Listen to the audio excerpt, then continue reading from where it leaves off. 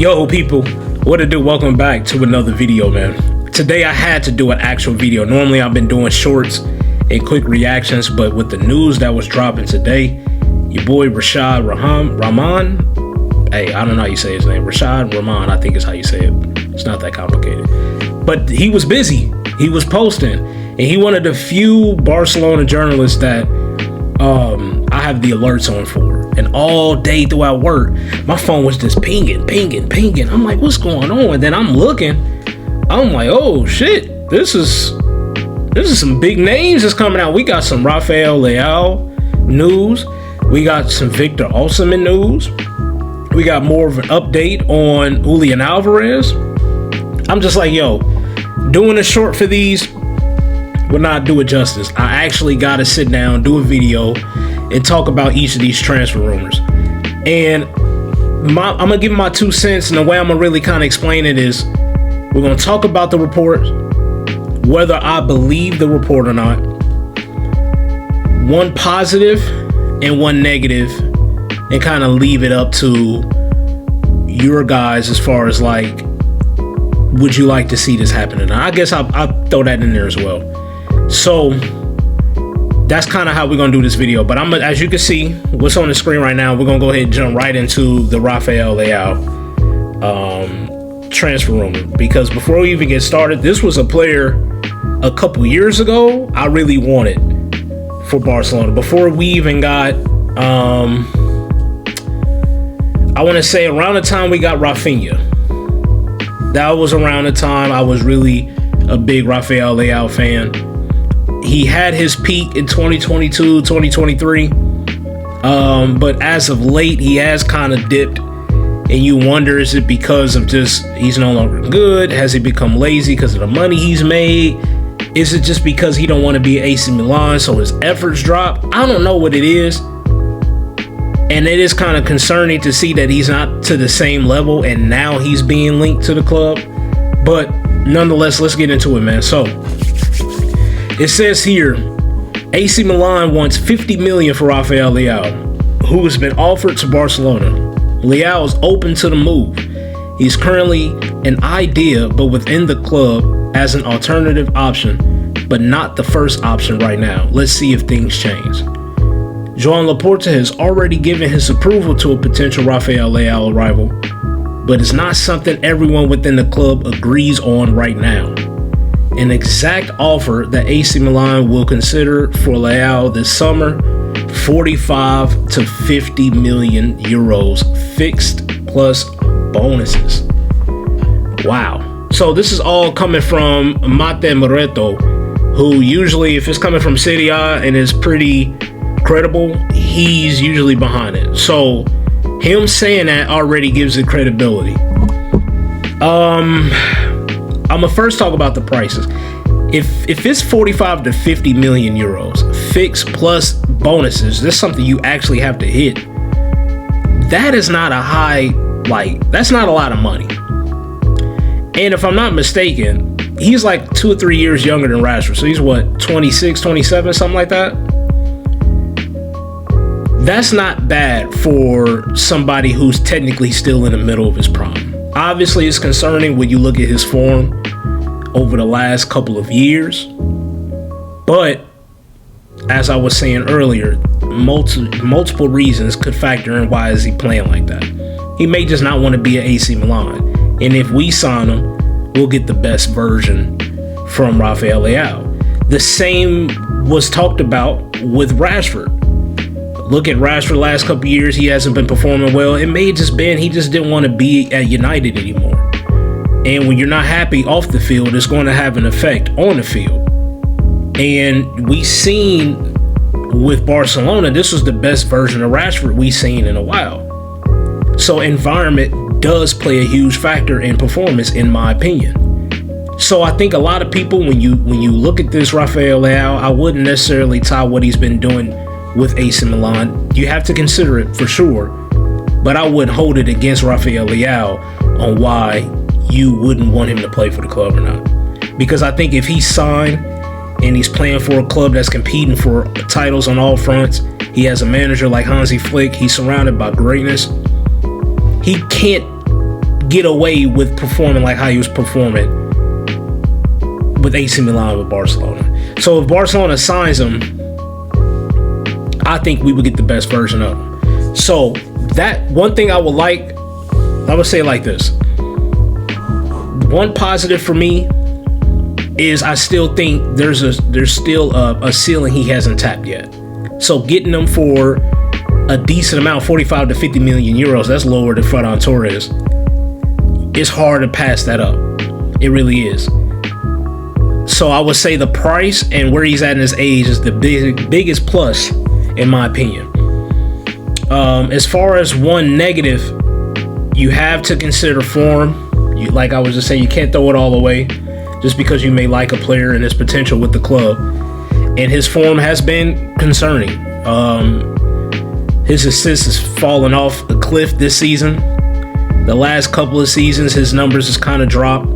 After they won Serie A, and I believe he got MVP that season, he hasn't really hit that peak again. So it makes you wonder, is the best behind him? All in all, in regards to this signing, I do believe if Barcelona was able to complete this move, I do think it would be beneficial for Barcelona, especially for the fact that we can get him for 45 million, including bonuses. He's open to the move, and I think around Barcelona's environment, we would get the best version out of him. So this news, I'm not gonna lie to y'all, it kind of made me happy, especially with knowing that Rashford's probably not gonna come back. I think Raphael is just another version of Rashford where he needs a new environment to get the best out of him. I do. So with him being linked to the club, I'm not mad at that, but we have priorities we have to take care of first before we would get to a Raphael layout. I will say that. Moving on to the next topic, and this is something that a lot of Barcelona fans would be happy to see. Victor Osimhen is an alternative striker option at Barcelona, among others. He's admired by Deco, despite high salary. And this is from Catalunya Radio. So it's some legitimacy to that because a lot of the things I believe Catalunya Radio gets is spoon-fed from somebody within the club. So there's definitely smoke. Is it enough for it to be fire? I'm not sure yet. But I do like the fact that it was pointed out that he's admired by Deco. And Deco being our sporting director, that's a big deal. So it's nice to know that they haven't completely given up on Osimhen, and he's still a name that's being brought up, but that high salary is going to be an issue. 1. 2, Galatasaray, they paid 75 million euros for him, I think they did. So by paying that much, I don't even see them selling for 75 million. They're going to want to take some kind of profit out of this. So I'm thinking 80, 85, which is doable when you consider the next report that Barcelona has apparently 100 million to spend on a striker. So if Galatasaray just spent 75 million on them, and let's say they will want at least 10 million profit, 85 million, we still got 15 under the max budget we had for that. Maybe the extra 10 to 15 million, we can put that towards another position. So I actually really do like this. Out of all the options that's been put out there, I think Osimhen would be the best fit. I think Julian Alvarez is the best player, but is he best for the system? Some would say yes, but the majority from what I've been seeing would say no, and I kind of would have to agree, especially when you compare Alvarez to a potential signing of Victor Osimhen and what he can do by pressing, by being a target man, and he's also a clinical finisher, and he creates a lot of chances. And imagine the opportunities he would get by having Rafinha and Lamine Yamal on the wing. So I am happy, and it is refreshing to see that his name is still being brought up. I'm glad the club hasn't completely abandoned him yet.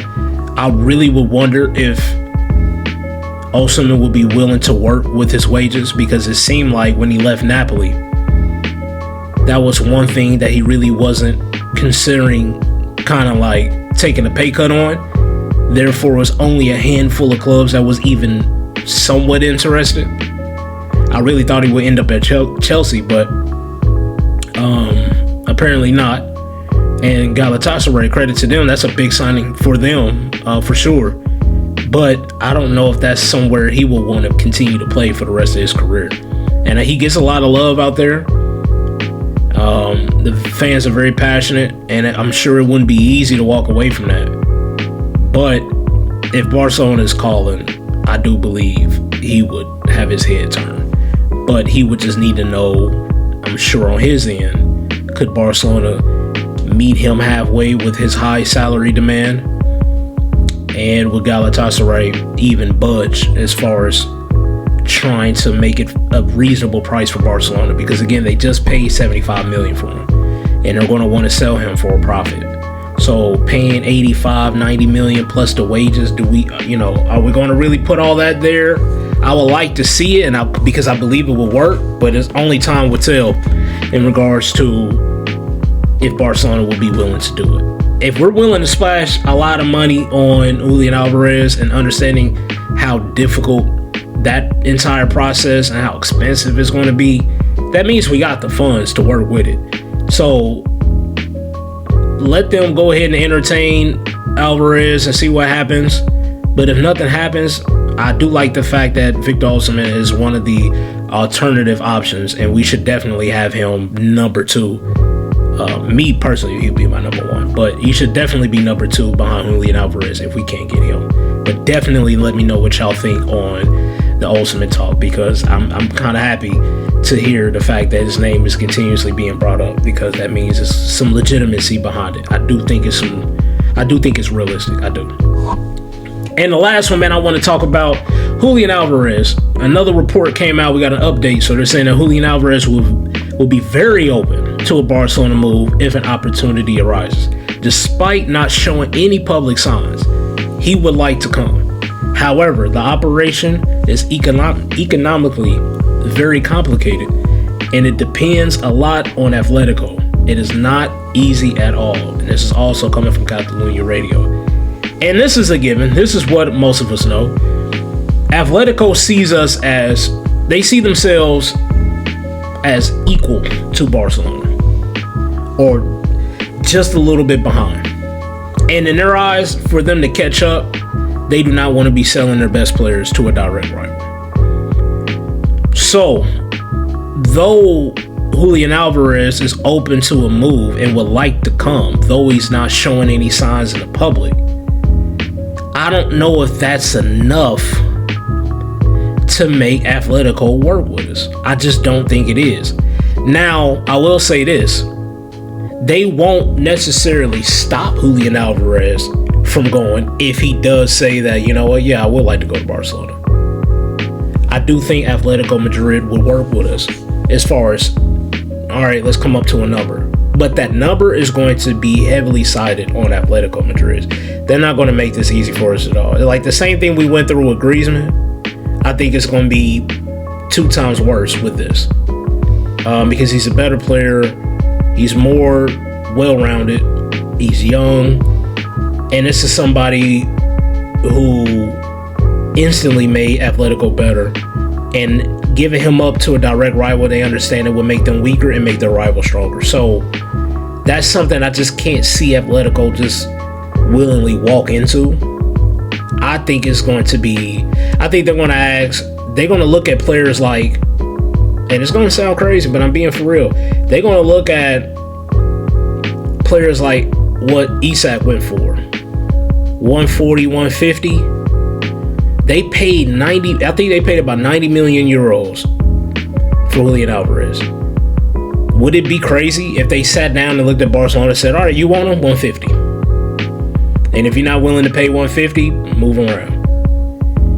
And if I'm them, I would do the same. I can't lie. I don't care how much he wants to go to y'all. I know it. Secretly, deep down inside, I know he wants to go there. But I can't stand the fact that he wants to go to a rival, and understanding that club is not all the way out of financial hell. I'm going to make them go right back into it with just this transfer alone. At least I'm going to try.